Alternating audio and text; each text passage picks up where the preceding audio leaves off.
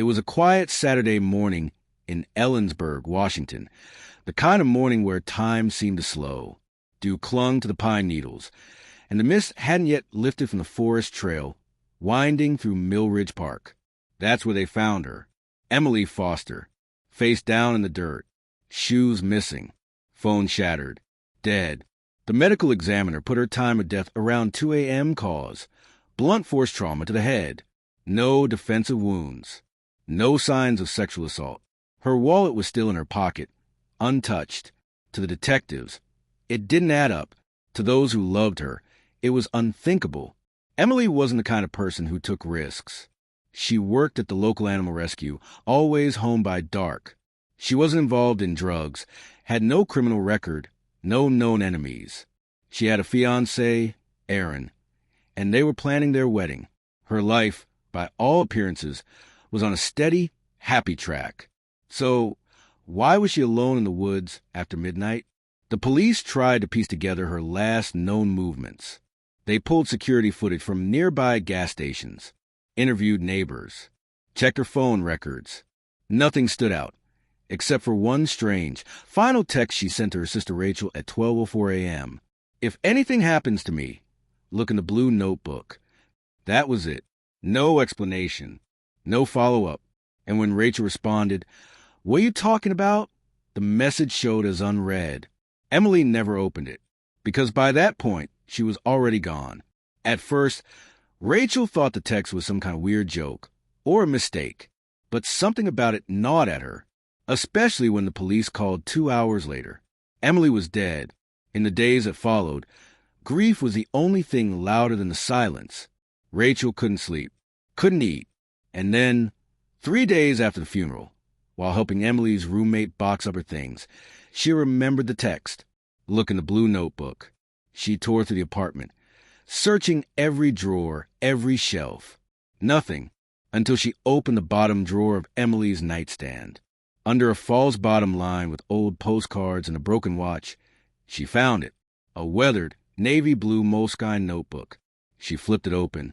Inside wasn't a diary in the traditional sense. It wasn't filled with thoughts about love or work or wedding plans.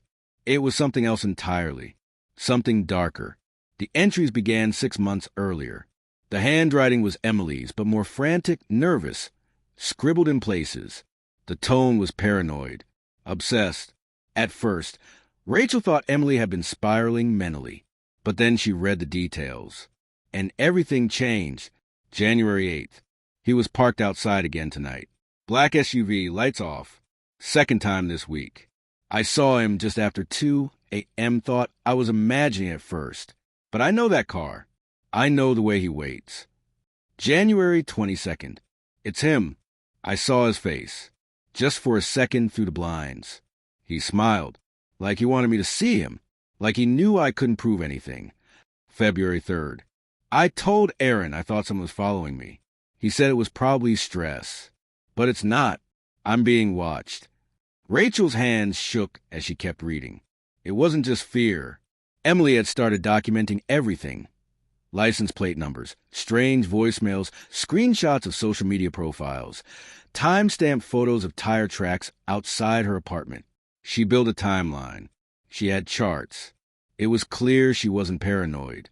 She was being hunted. Then came the first twist. A name.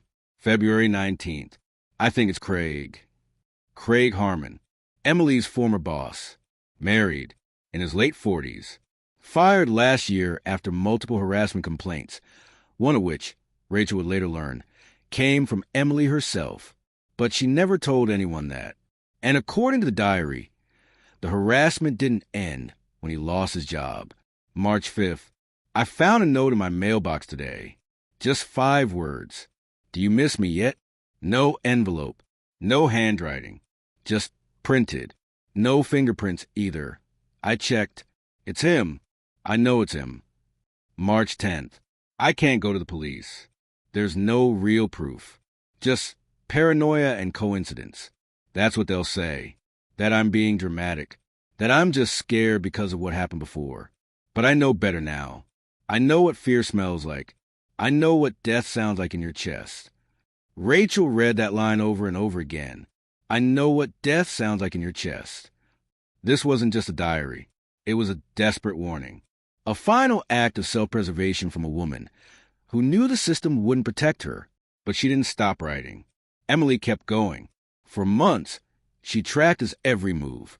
She followed him once, tailing his car from a distance, took photos, notes, dates, locations. She even recorded audio of a confrontation they had, his voice unmistakable as he told her, coldly, "You're lucky I haven't done worse." Emily wasn't waiting to be saved. She was building a case. But then, in her final entry, everything shifted. April 5th. I made a mistake. I told someone what I was doing. I think they told him. Or maybe he was listening. I came home and the notebook was moved. My window was unlocked. I'm hiding this copy tonight. If I don't make it out of this, don't let them say I lost my mind.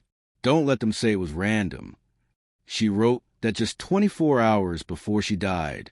And the most haunting part? The original notebook, the one she feared had been found, was never located. Only this one, her backup. It wasn't enough to get an arrest, but it was enough to reopen the case. Enough to terrify everyone who had read the original police report. Because if Emily was right and everything in that notebook pointed to it, her killer wasn't just someone from her past. He was someone still walking free, watching, waiting, planning. And what Emily didn't know, what she couldn't have known, is that she had stumbled into something far bigger than a stalking case. Because Craig Harmon wasn't acting alone, and he wasn't finished. Absolutely. Here's Chapter 2 of She Solved Her Own Murder. Through her diary, continuing the suspense, unraveling more twists, and deepening the emotional intensity. Detective Laura Merrill had been on the force for nearly 20 years, and nothing haunted her like cold cases, especially this one. Emily Foster's death had been officially ruled unresolved suspicious circumstances. No suspects, no arrests, no justice. But the diary changed everything. When Rachel handed over the notebook, Merrill read it in one sitting, barely blinking. She'd seen obsessed exes before, seen stalking escalate into violence. But this was different. Emily wasn't just scared. She was investigating her own murder before it happened. And she may have found something even the department had missed.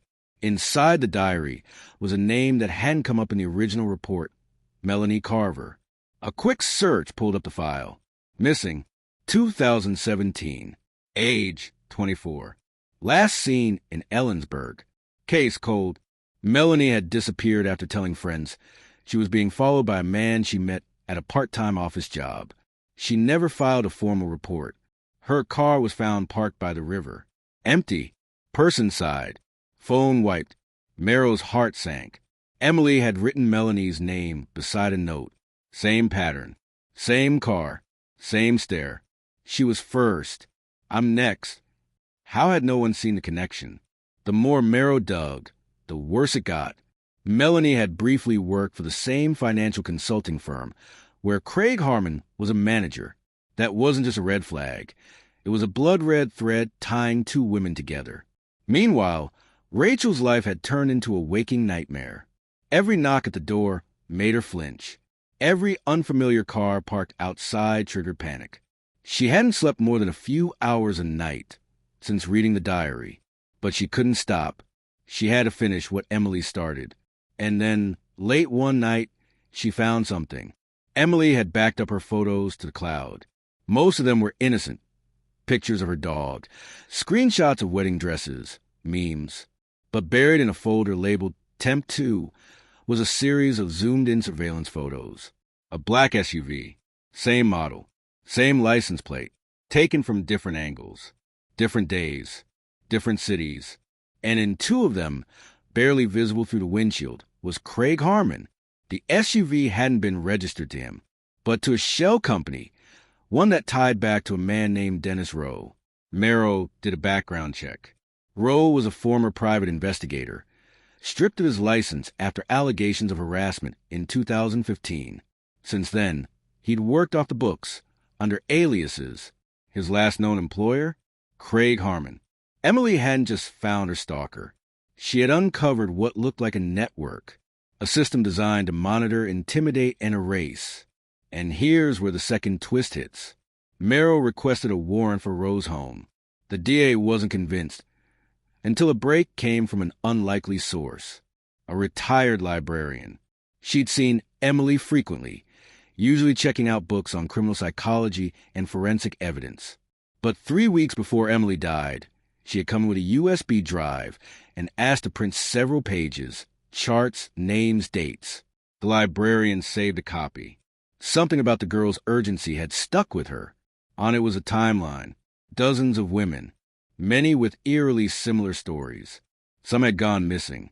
Others had filed complaints that went nowhere. One name stood out, Claire Donnelly. Disappeared, 2014. Filed a harassment complaint 3 months before vanishing. The investigating officer on her case? Craig Harmon's cousin. That couldn't be coincidence. Detective Merrill finally got her warrant. Inside Dennis Rowe's basement, they found surveillance photos. Hundreds. Women at parks. Women jogging. Leaving work. Most of them never knew they were being watched. And in one locked drawer, under a false bottom, they found it, Emily's original notebook. The one she believed had been stolen. And in it was something not in the backup Rachel had found. A torn piece of paper with 5 names, handwritten in block letters. Melanie, Claire, June, Brittany, Rachel. Emily's sister was next. Police arrested Dennis Rowe that night.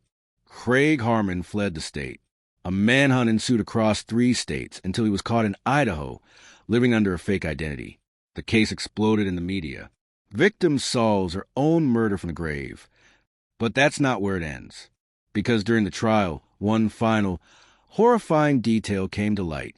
Rowe and Harmon weren't just stalking random women.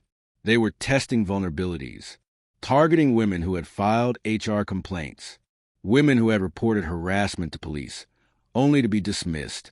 They preyed on the system's blind spots, and they nearly got away with it, until Emily wrote it all down. In the end, her diary became a map of justice, the paper trail she knew she might never live to see completed. And thanks to her, 6 missing persons cases were reopened. 2 other women came forward with evidence they were being followed. Emily Foster never got to walk down the aisle, but she died fighting for herself and for the women.